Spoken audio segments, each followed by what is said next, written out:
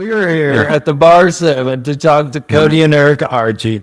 Hi, TCP Nation. I thought I would try to come up with a big bio in my mind to introduce these guys, well, guy and gal, to you. But I just got to believe you probably already know, right? So this is going to be just fun for me. We're going to explore Bar 7, what it means to be a social media influencer, or what the doors begin to open when you find a piece of the, I want to say, culture that's really interested in the content, those kind of things. So I'll just make it short and sweet. Cody and Erika have some social media accounts. They've got a lot of people watching them. They're just telling about everyday ranch life, and then also family and faith and these kind of things, all stuff that really means a lot to me and I like to have on the podcast, because I think part of why I do this is when I die, my daughters will have it to listen back to, and they'll get a little peek into what I find important in life. Now, will they choose to follow that? That'll be on them, but at least they'll have it. Maybe it'll just be, I know they love me, so they'll just like hearing my voice. And I'm doing it. I'm going to want to hear my dad's voice when he dies, so I'll be able to listen back. Mm-hmm. And there's little pieces of those conversations that'll mean a lot more to me. So we're putting it on film and audio, and so let's get into it. It's we talked about that the other day about, if all these platforms are still around and YouTube and that kind of stuff are still there in 100 years, how cool is it going to be for your kids, your grandkids, your great-grandkids to sit back and watch and see all the kind of stuff that you did or the things that were going on? I mean, could you imagine if you'd had a camera around as much as like we do now when you were a kid with your grandpa or your dad? I mean, the memories you've forgotten that would always be immortalized on. So sure. There's a video of my granddad speaking at one of the bull sales they had early on, right when video cameras were even, I'm sure if it was this 50-pound thing, we basically had to carry the VCR with you and a big huge camera. Well, anyways, he's on tape and he's talking, and that is fun to watch. Yeah. It's like, wow, yeah, that's what it sounded like. That was cool. So they'll have this available to them, and it is. You just can't see. And at the end of the day, our time here is just a little speck in the eternity that is still to be. So that helps me a lot of times when I'm like kind of beating myself up, or I've got this imposter syndrome going on. I'm like, hey, at the end of the day, does it really matter? No, not that much. As long as I'm right with the Lord and I'm representing a Christian approach to life and teaching people about that I feel like I'm doing pretty good. So I'm super interested in Carnivore and your thoughts on that, your experiences with it. I mean, it is a little bit tough to interview y'all because you tell everybody everything about everything. I mean, it's like, I can't think of something that I'm going to ask you that people haven't already got a piece of in your content. So maybe there's some people watching who aren't familiar.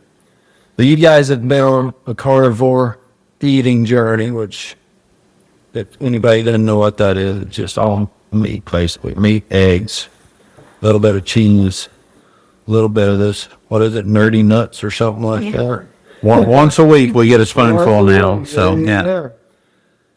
Unless it's really good, and then there may be a few sneaks throughout the week. So occasionally I find a peanut butter spoon from Erika being in there at night when she thinks something's No, she got on to me the other day. She's like, if you're going to cheat, you ought to do a better job of hiding your spoon because it's just laying there in the sink. So, right. Though you've lost some weight, which I think is probably a nice side effect, but I don't feel like that's the reason. So explain to us a little bit why you made that decision, or what was the reasoning for it. So I would say, weight loss was really the original reason we started on it. I've struggled with my weight ever since I was a kid. I've always been portly or tend, like John Wayne says, tend towards the gut myself, you know, but, and we've tried all kinds of different stuff. When Eric and I first got together, and I guess you'd started Weight Watchers or something then, and you know, and that's all right. You're eating a little bit of everything, but I mean, I don't like tracking all that stuff and keeping up with it. Yeah. And it only worked for me if she was like, all right, I'm going to plan it out. Here's your food packed up and ready to go with you. And when you're out and about all the time, you don't have time to pack, you know, I don't always take a dinner with me and stuff like that. So, I guess what really motivated us towards carnivore is I love meat. I love eggs. I love cheese. And like, that's kind of right up my alley. I mean, I love bread and potatoes too, but I think I could do without them. So, And he probably brought it up like 6 months before we started, and I was like, I am not doing that. Right. Meat was probably like the smallest portion of my meal. I like vegetable and crude, and was like, I'm not going to eat that much meat. I mean, we were going broke. She get, you know, a deal of them strawberries at $6 or $7 and eat one of them every day. And same thing with oranges and apples and but all that kind of stuff. So, but I guess what really kind of solidified it for us, we were going to Memphis, Tennessee to speak to the Mississippi Young Farmer and Ranchers State, or I guess their Fall meeting. something like that. And as we were driving, we were tired of listening to radio and stuff like that. So we turned on some podcasts, and I guess it was at a Dale Brisby podcast with Dale. So Crockett Carruthers, the wealthy cowboy, his podcast with Dale Brisby, and we got to listen to it. And Dale was talking about, you know, doing carnivore. I was like, man, we just need to try that. And she's like, okay, well, when we get done, we're going to have our fun this weekend.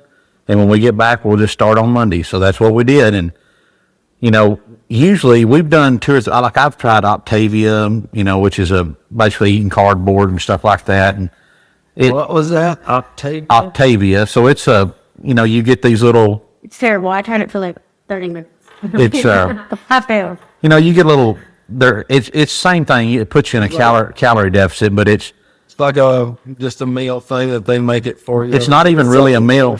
It's just a little package of powder, and you put some water in there, and it makes it look, you know, almost like a chicken soup or some kind of instant potatoes. But I did really good on that for like 60 days until we went on a trip, and then it was like, I'm not packing all these bars and stuff like that. I'm just going to eat right while we're there, and then when we get back, when you get back, it's like, I can't eat that mess anymore. So,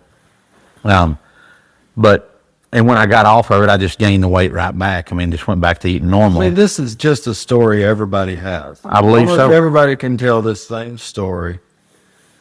And while but Erika, she has tried that, and then she tried, there was another thing you tried there after Weight Watchers. It's kind of the same kind of, but it made her head hurt, and she just didn't feel good. And so we started this. I mean, in a weekend, she was like, man, this is awesome. I mean, she was just loving it. And when you can do it together, it makes it a whole lot easier, you know, because you're not one of you making a meal that the other one can't eat, and they're like, that's terrible, you know. So But we immediately were like, felt there, not just, you know, not just our stomachs. right. Well, you know, that's what I was going to ask. Why do you care that you're overweight? Why was that even matter? Well, Cody doesn't have it on him. Right. But he Or got to me, that's I think it's a piece of the puzzle that really has to be explored because other people, we all have kind of different reasons for thinking or feeling or having an opinion about anything. So I'm curious. I was wondering why I do it, and you're saying, well, initially it was weight, so why did that matter? So for me, you know, my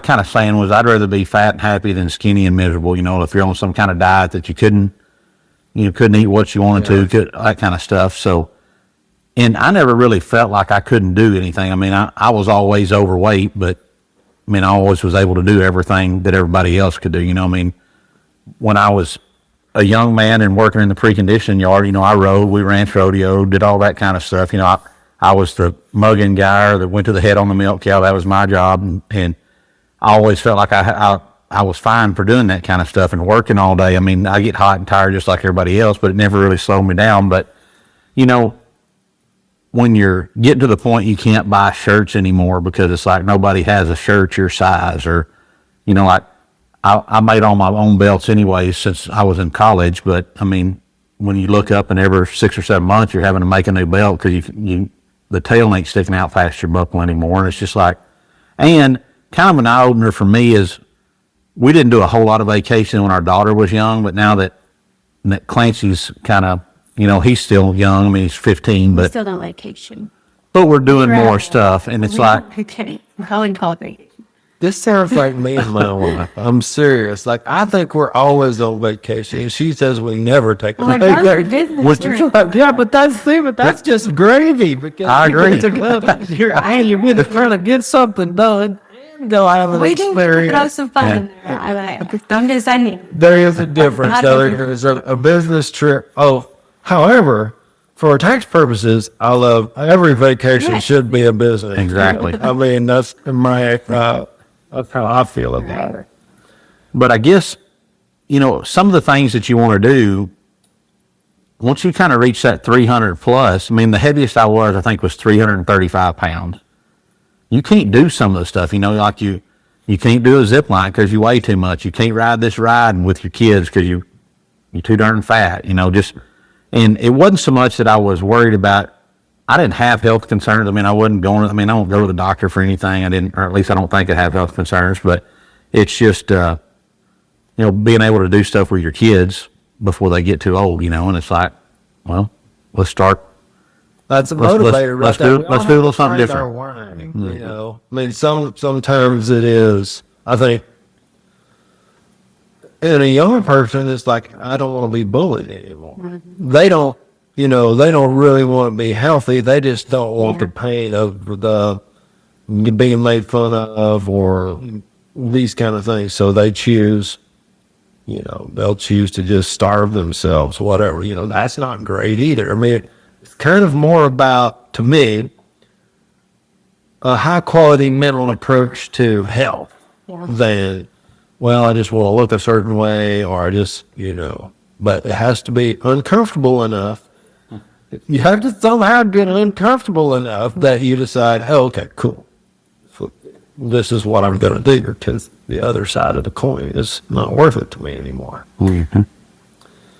Anyway, that's cool. Thanks for sharing that. I appreciate it. What about you, Erika?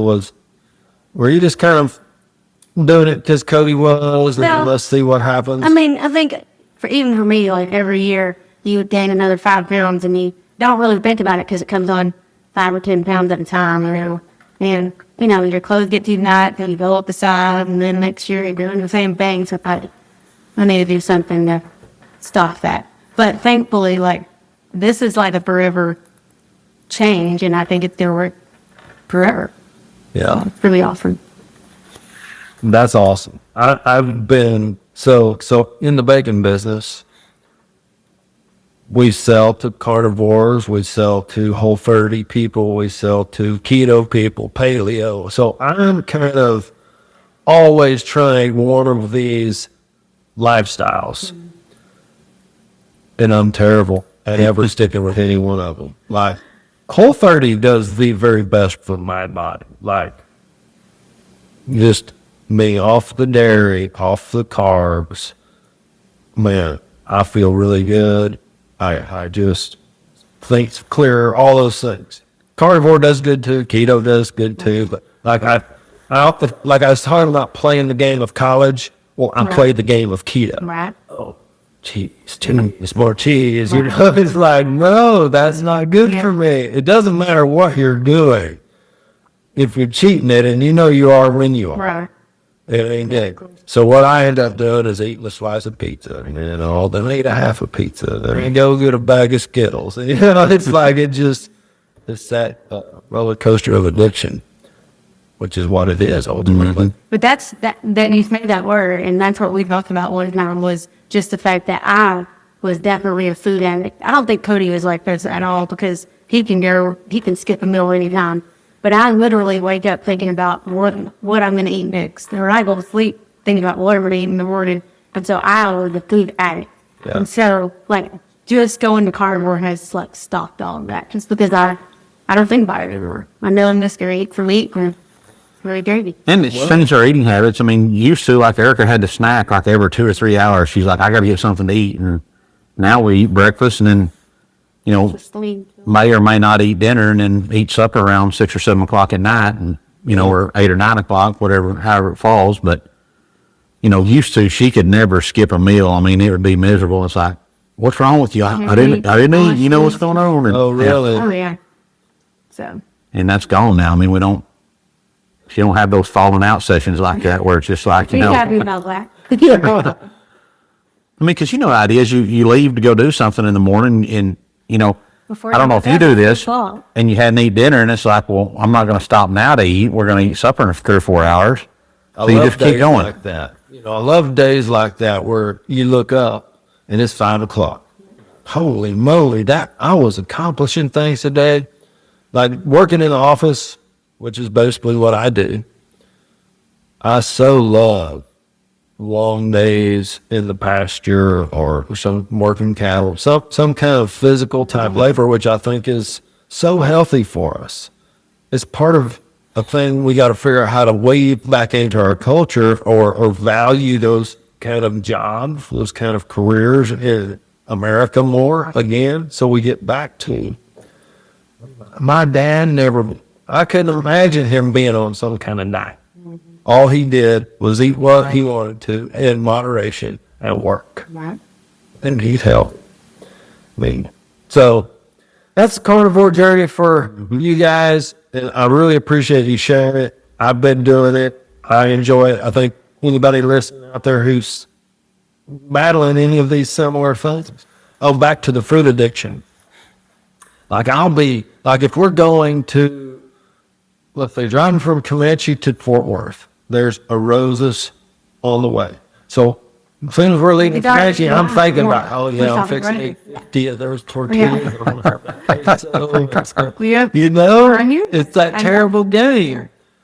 Though, so once I get kind of detoxed from all that sugar and stuff, it doesn't happen as much, So I would say that to everybody. If you kind of get detoxed, which is not fun, I mean, it's kind of a thing you have to really get serious about.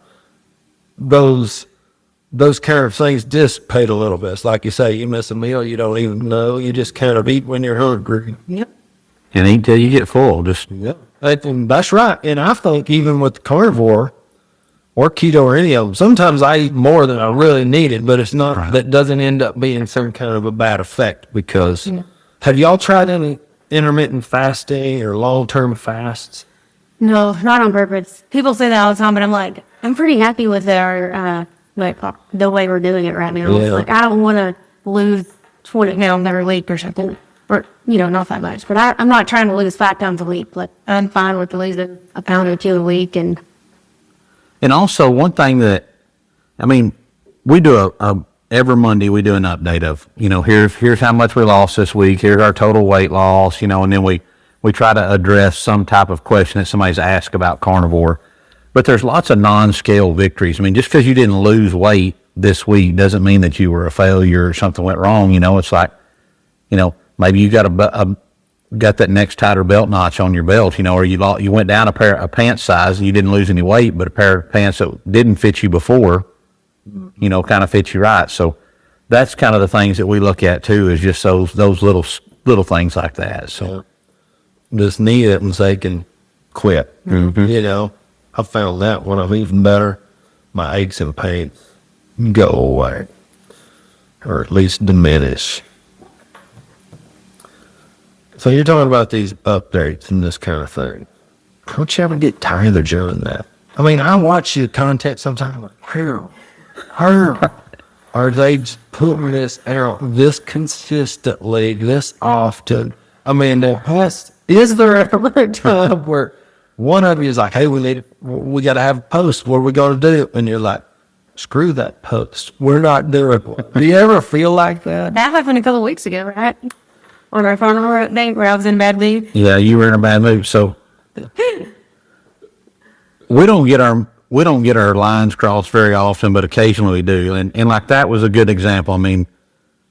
We'd been outside doing something. Erika had been in town, and I came in. It was dark already, and I sat down in my refiner. I was waiting for Erika to get home, and she got home, and they had groceries. So I didn't get up. That's what we got kids for. You know, they're going to go carry in a little bit of groceries we got. He's looking at a magazine. And I was working. I was ordering parts for the square body. So anyways, you know, I figure once she gets in here, gets her groceries put up, goes to the bathroom, because she can't come in the house without having to go to the bathroom. It's like, then we'll shoot our deal. Well, next thing I know, she's in there cooking.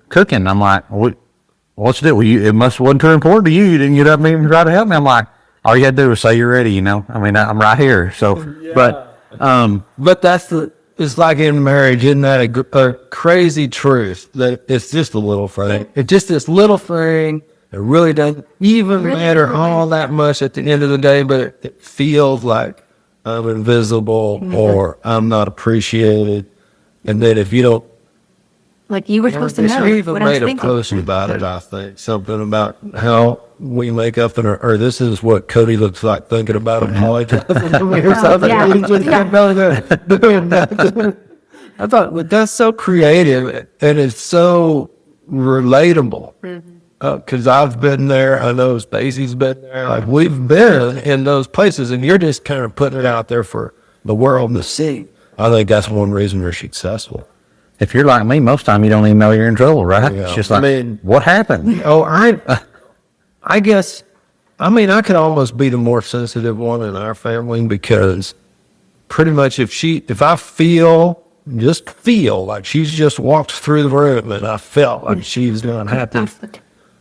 That's my fault, right? That's my fault.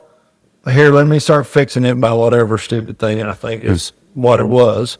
And it wasn't. You know, it was like, hey, she's a human living her own life. Matter of fact, you're not the center of it. She is. You just happen to be coming alongside it. So we've figured that out over the years. We're still not great at it, but we're getting better.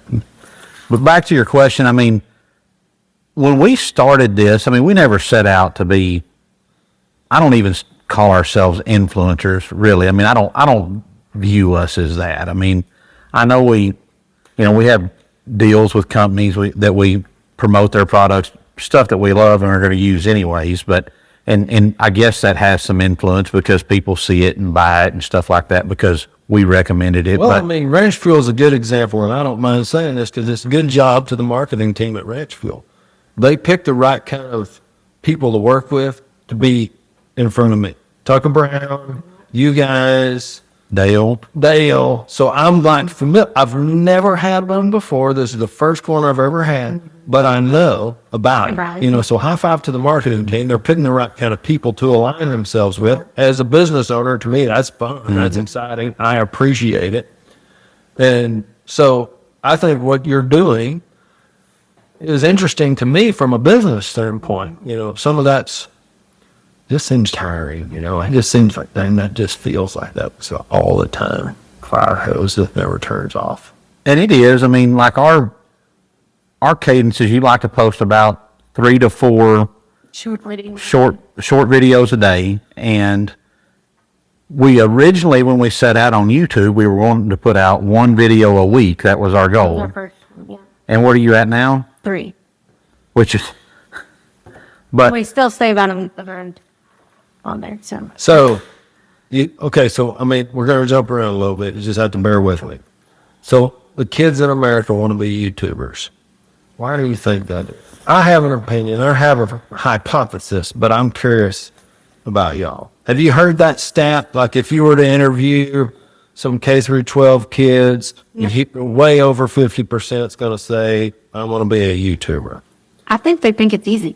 I think they think that it's easy and it's easy fame. I don't know. I think they think it's easy. And it's not. There can't be any other reasons. They think it's easy. Yeah. They think they're going to be Mr. Beast. They all of this, they have no clue Yeah. what it takes to post 3 videos a day. Right. I mean, right now you're probably thinking, I wish this guy would shut up so I can go over there and get to work and You do think put my about video. it. Yeah. Think about it all the you time. do? Exactly. That's where sometimes I have a little, Well, y'all are a good team in that way, I think he creates a lot of the yeah. most funny stuff, and you catch it, and you're thinking about how we can strategize it. You'd have a hard time convincing me that you don't have a strategy behind it. Although you do a good job of making it not look like that. Right. But you're thinking about, oh yeah, we talked about this. Now I know in a couple of weeks we're gonna be here. I'm gonna be sure and get some of that video. I'm terrible about it. I go do cool stuff, and I don't document it. Yeah. That was a hard part for me when we first started was, so the preconditioning yard I worked in high school, when I got out of college, or while I was in college, when I got out of college, we were way overworked and way undermanned. I mean, it was just one of those daylight to dark, and it wasn't, well, we'll just wait and do this tomorrow. It was like, it's all got to be done today because tomorrow's already full and running over kind of deals. And so slowing down to explain or to video and stuff like that it took me probably 6 or 8 months of doing this to figure out, hey, slowing down for 4 or 5 minutes ain't going to make that big a deal. You're still going to get it all done. Just do that. And, we gave a speech yesterday in Granbury at the, I don't know what it was It's a called. long name. Anyway, it's- Extension of 4-H agents, something like that. So 4-H extension agents from all across the state came for their summer meeting and kind of continuing education type deal. And while we were there, one of the things we talked about was that who are they trying to reach with their programming, And while they're still trying to get, 4-H is still trying to market to farm and ranch kids, their main goal is to get those kids that know nothing about 4-H involved in 4-H, right? And that's kind of where our main goal, the content we put out isn't really necessarily directed at a Neil Dudley who's grown up in a farming and ranching and knows probably more about it than we do.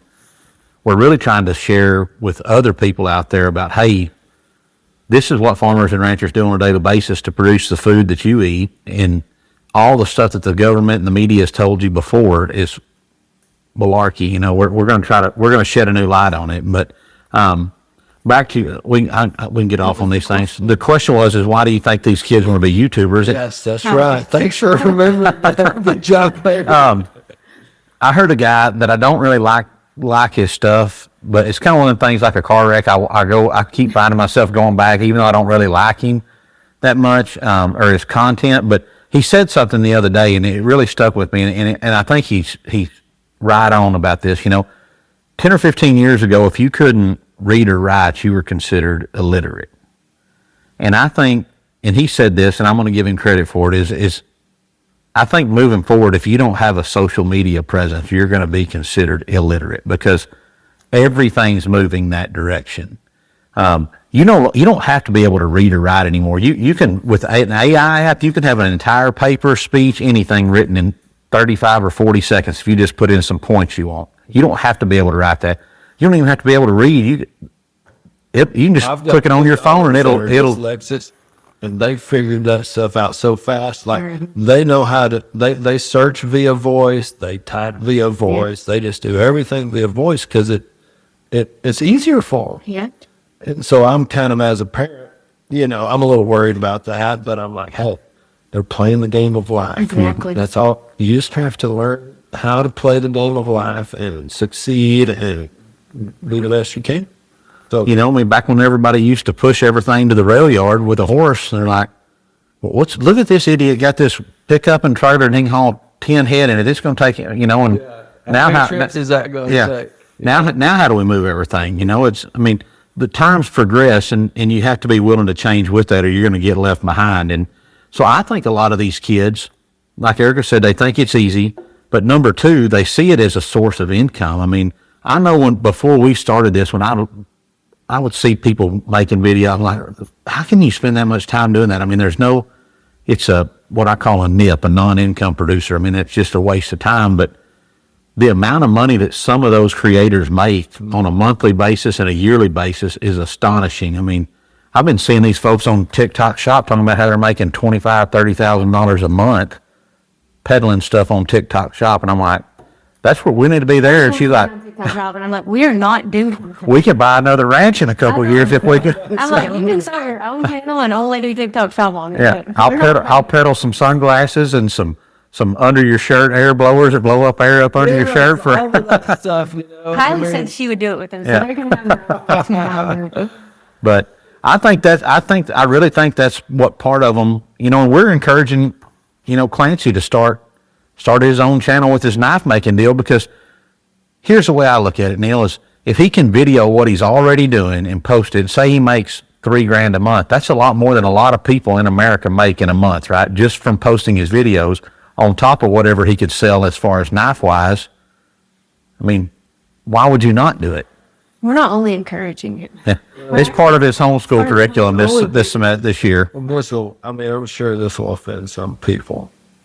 To me, the only people who don't do it are the ones who are scared to do it. And then they try to make you feel stupid for doing it because, it's like, it's this age-old human characteristic of, Right. if I'm scared to do it or don't want to do it, let me try to make them feel stupid for doing it. And then, so I was like, keep going, do the things that you feel called to do, that you want to do. Because there's value.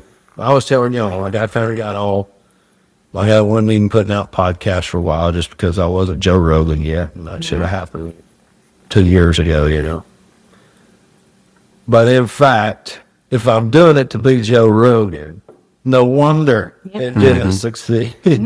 Although it is succeeding, it is a success. There's a whole lot of people who enjoy the stories I tell. I think I'm a little bit of a kind of a sporadic.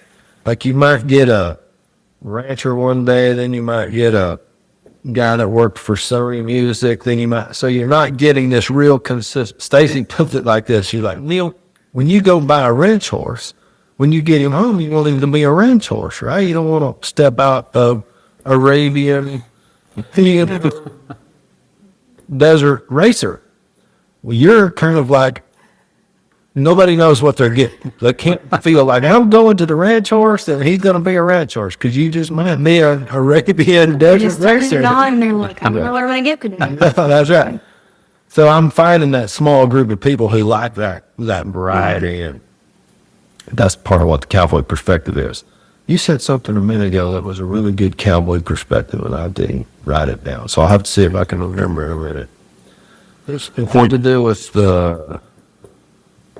Well, anyways. You've heard the old saying that comparison is a thief of joy. Yeah. And that's, to me, since we started this whole journey on social media, what has kind of been like the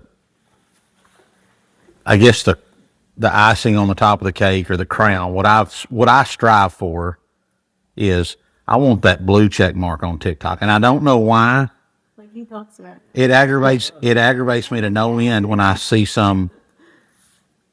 I told Erika, I said, I'm going to make a music account. I can't even play a guitar, but I'm going to call it Cody Archie Music, and I guarantee you I can be verified with 25,000 followers.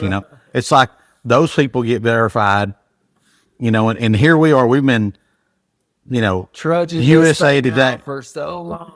Well, and been on lots of major news shows, done written articles. Had USA Today came and sat in the living room here for 2 or 3 hours, and I'm like, we can't get this blue check mark for nothing, but really it doesn't matter. We're not going to reach more people if we have it. We're not going to, the people that have been with us forever are still there. So, it is a little status symbol. I've never had a blue check mark of any kind. And Peterson's probably should, because there's people spoofing Peterson's social accounts and that kind of thing. But so do you have to apply to get the check mark, or they just give it to you? All right. No, you have to apply. You've applied and they won't give it to you. Right. What's their reason? Usually our news articles are Or prestigious enough, yeah. If it's. There's Fox and there's Today. So what did it take? You must need the Wall Street Journal, Post. You need a more liberal. I guess if so. there's such a thing as not liberal. I know. I need to leave Fox out. But at the end of the day, it don't really matter, And when we compare that to other, if you do that, you're not going to enjoy the time that you have where you're at. Once I learned what it is, now I feel like Facebook is even like you just pay for it. Mm-hmm. Like they took this thing that I think was pretty cool and they made it irrelevant. It's like we always do that in human history. We have this thing that kind of does highlight special accounts all the special people, things you could be interested in. Then everybody wants it, so they start. When I learned all you got to do to get that is apply, I was like, well, screw the blue check mark. We got our blue check mark on Instagram the week that they started letting you pay for it. And I was like, everybody just paid for it. We finally got it. That's right. Yeah, I know.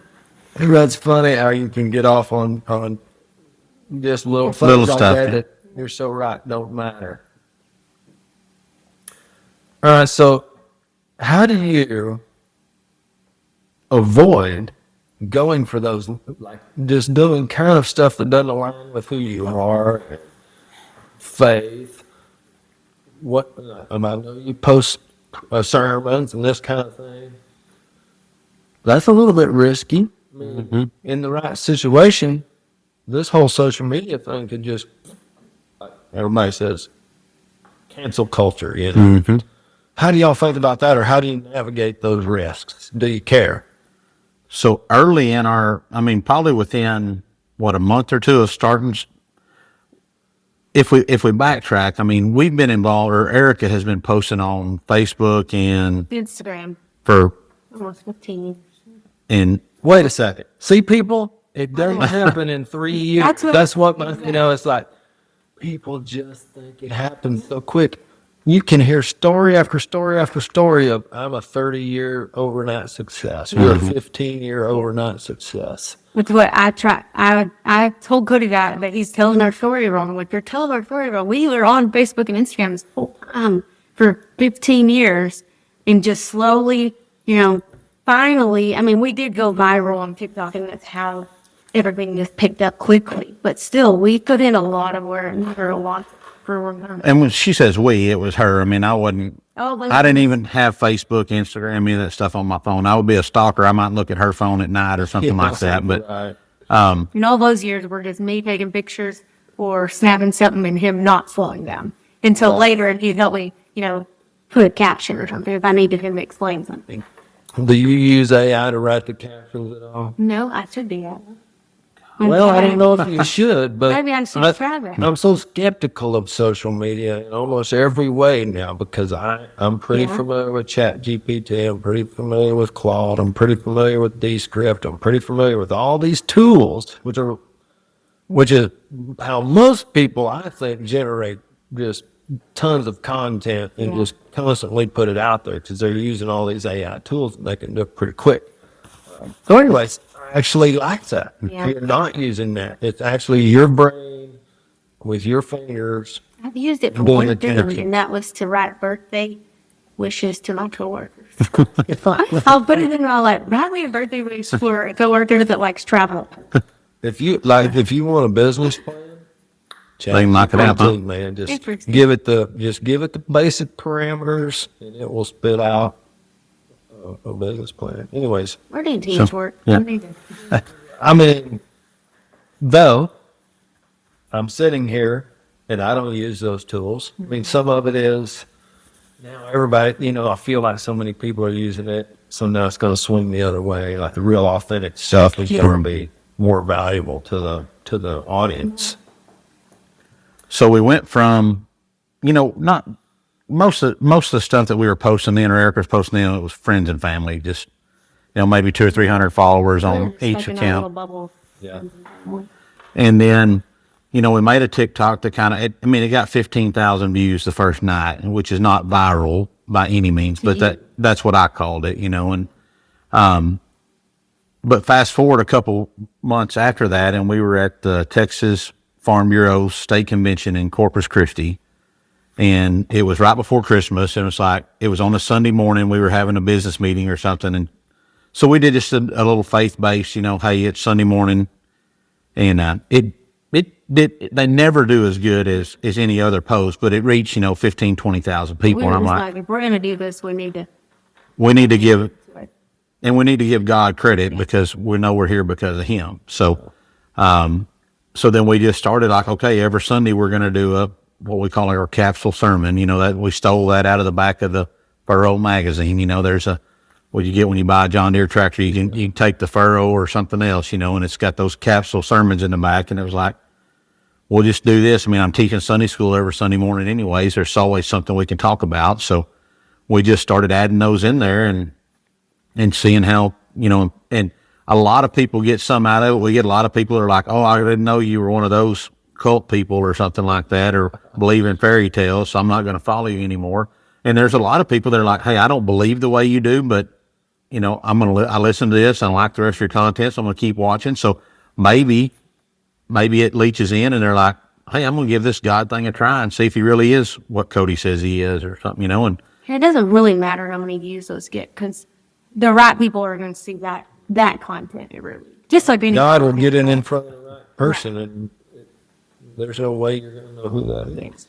right off the bat, when we started posting those, we had a lady that, Montana or Wyoming. yeah, almost every single farming and ranching video we posted, she told us how stupid we were, how that ain't the way you do that, or, you don't even know what a ranch is, you don't have 200 mama cows, can't even consider yourself a rancher. I mean, if I told her this can was green and white, she'd say, no, that's blue. I mean, just argue with us. Yeah. And it went on for months. I mean, and we made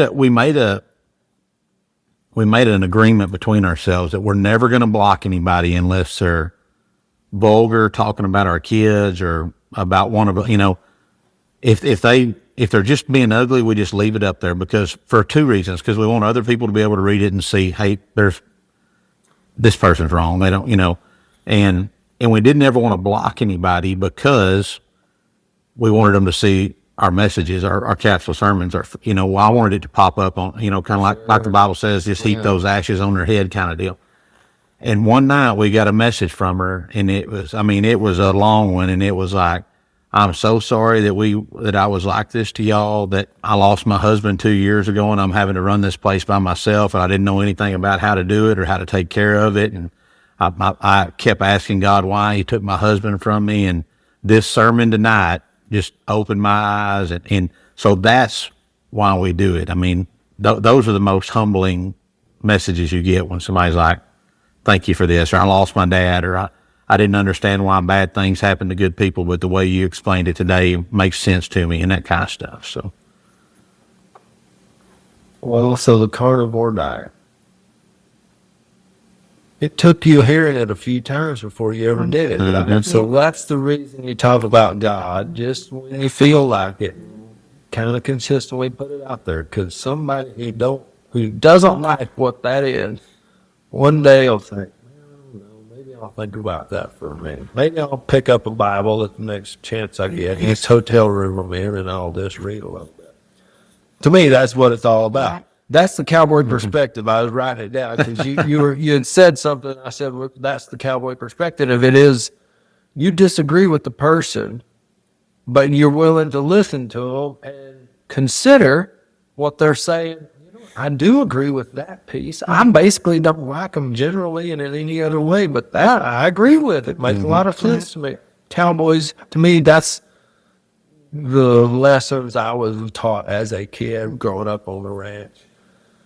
Hey, Neil, no, we don't do it like that, but that doesn't mean it can't. That might be better, it might be worse, but you can't go along with you in this life thinking you know it all, because you don't. And anybody that knows anything knows you don't.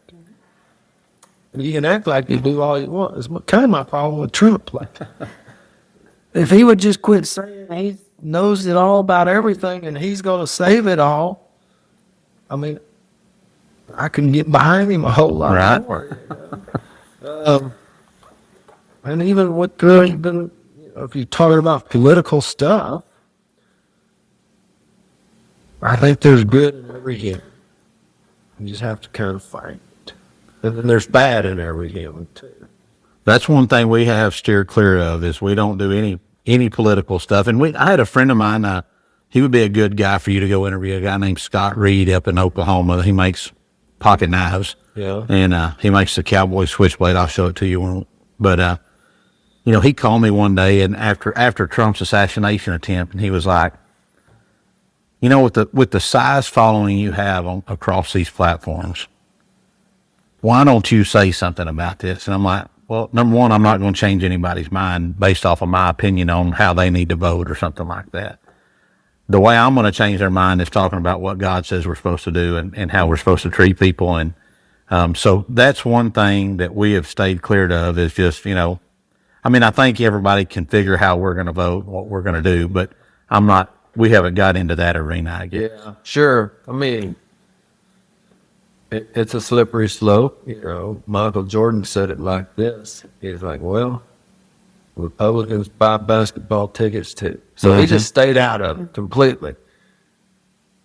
I don't guess I care so much because I feel like it's a decent example to show people like, hey, you need to have a decision made. Like you need to be involved enough to be thinking this, that, or the other. This is kind of how I'm thinking it. Maybe, there's going to be certain people that just think you're an idiot for that. I think most of us live in this huge middle ground between the two parties of we just want logical, sensible decision makers who we can kind of trust, help us move this, this whole thing on to the next generation. But anyways, this whole political thing just gets, I could totally see why you're like, just stay out of it. Because it's the most volatile too. Like if you want your page to have all kinds of shit talking, well, that's say you like something about some political candidate. Look at you. Yeah, here it comes. Right. You get the views, plus no, but you're doing really good stuff. That's clean. That's not just, I saw this guy making a mohawk with he put a piece of duct tape down the middle of his head and then he was just putting Nair all over his hair. And then he's like, oh my God, this is burning all. He's giving himself a mohawk. Like, you're not doing that just for views. There's no reason he's doing that in life other than he wants to get a bunch of views on a social media platform. So, I think it's more impressive to me with people that are just putting out like real life stuff, and that's being appreciated. And that's the way. I mean, we may have 5 or 6 posts a month that we kind of schedule like, hey, we got to do, like the Nerdy Nuts. We're gonna post that every Sunday because that's when they drop them out.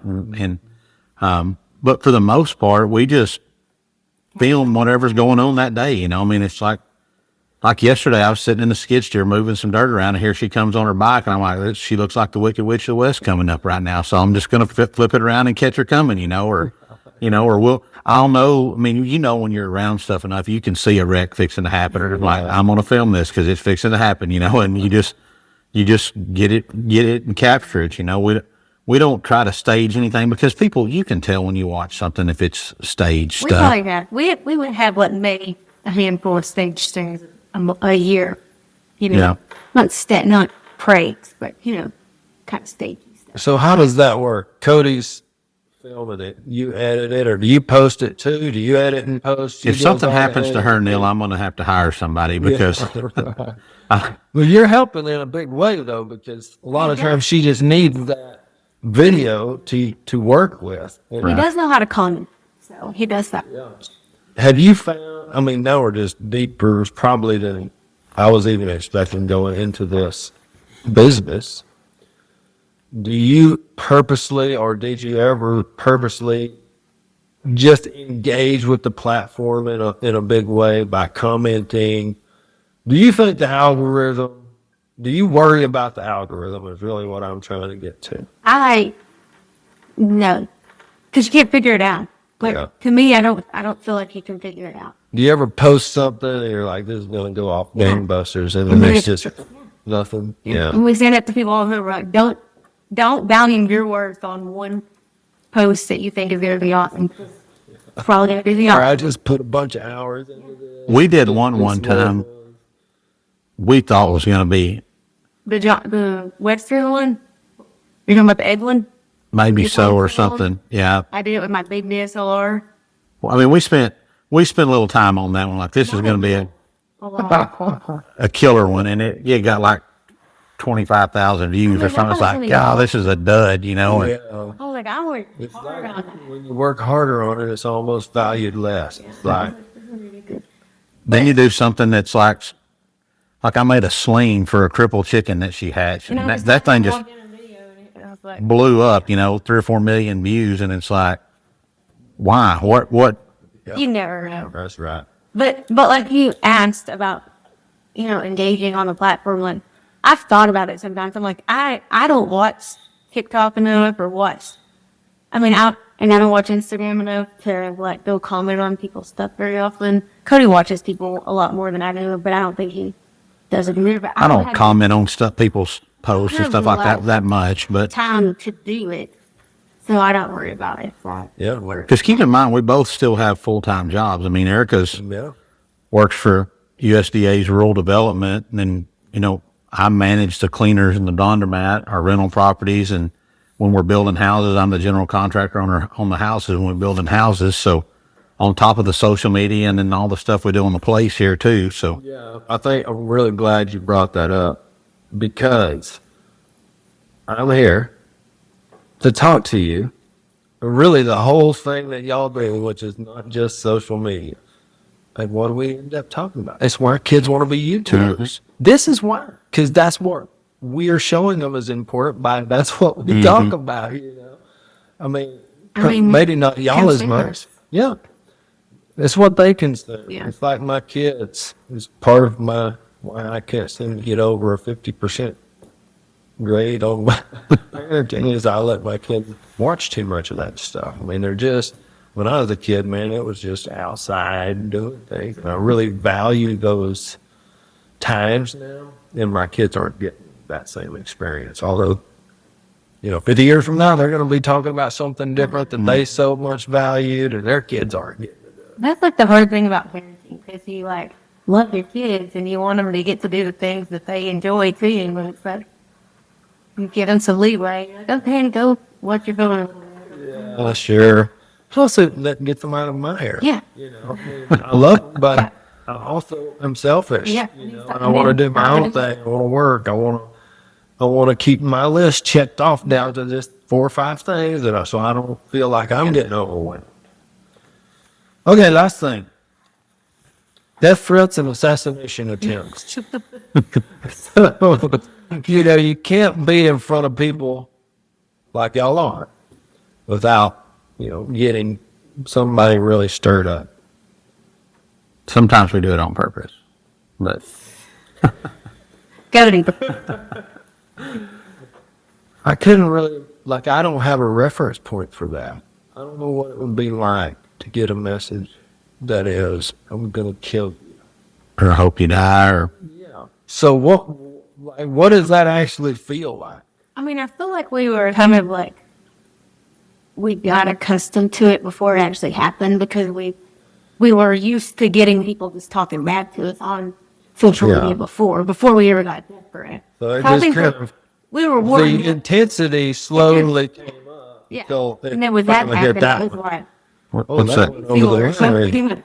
Kind of like, what is it, the frog in the boiling water kind of deal? When you throw him in while it's hot, he wants to jump out. But if you just increase it a little bit, they don't even notice it. The But towel was cooked before he just never jumps out.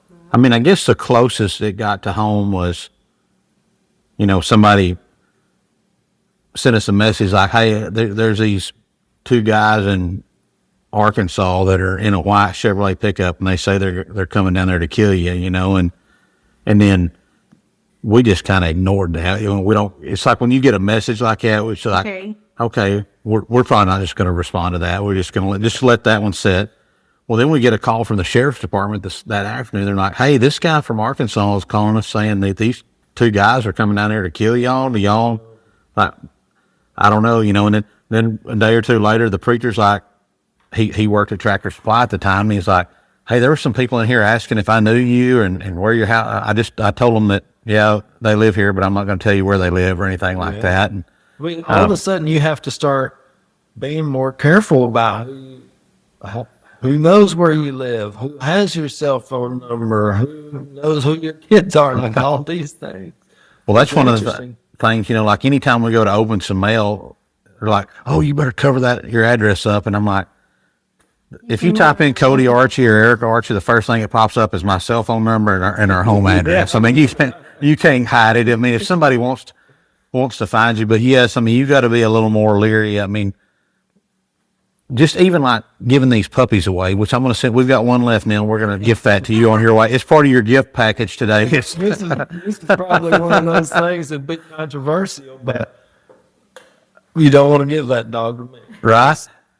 Don't worry, it disappears. That's all right. You know, But, it's like, it's survival of the fittest around here. I can promise you. But even just something as simple as, I mean, before we had an internet presence, you don't really even think about if somebody wants to come to your house and pick up a free puppy. But now it's like, well, man, are they just here casing it out to see where we live and what they can get, or they can come back and do something? So, but we talked about this in Sunday school Sunday, as we talked about faith. And if you worry about all that little bitty piddly stuff, do you really have faith that God's behind you and taking care of you? You know what I mean? So we don't really worry about that stuff. I mean, it's just like, and now we get asked every day, hey, can we come out and work for you? Can we come out and visit? We'd love to take a tour. And it's like, you know, guys, that's not really the business we're in right now. I mean, we got a full plate. We don't have time to entertain people all the time like that. So, yeah. So no assassination attempt. no true. I mean, I still got all my hairs, so everything's good, but, yeah. But, you know, lots of, I guess when we got to go, so what I call our vacations is when we go on a speaking engagement, we try to plan something cool. So I guess 2 years ago, we went to Florida to speak to the Florida Young Farm Bureau's Young Farmer Rancher program. And we found a guy on the internet called the Python Cowboy. So he'll take you out in the Everglades and you can catch a python with your hands. And so I called him and talked to him about it. He's like, yeah. He said, you want to go iguana hunting while you're down here? And I'm like, I don't know what you're talking about, but sure we do, you know? So absolutely. And so you get on this boat and you float around in these, you know, down there in Fort Lauderdale, basically it's a swamp that they built houses in. You know, they got all those little deals cut. Well, you float around in these big, rich neighborhoods. These people got boats that cost more than this whole place does. Yeah. And you shoot these iguanas out of trees and off the side of the levee and stuff like that. Thing you will ever do. With BB guns. But also, once we're down there, he's like, hey, get these ducks right here. You know, these are an invasive species. They cause, you know, millions of dollars worth of damage every year to Florida's infrastructure. And so you shoot a few ducks with a BB gun and put it on a social media platform. And the animal rights folks come out of the woodworks. Like, you know, I hope you die. You know, I hope somebody comes shoot your kid. And I mean, they don't care about how much damage it does to the native species there. But you know, it's just, I mean, I grew up understanding death wasn't the end of everything. You know, to me, it's just, they call it the circle of life. I call it, you know, just God's plan, all these things. Death just doesn't hurt me the same way I think it does so many other people. Like, they've got no relationship with it from just baby calves dying, baby lambs dying, baby dogs dying. That I think is really pretty important to be able to understand life. You know, nobody's going to make it out of here alive. mm-hmm. No animal is, no human is.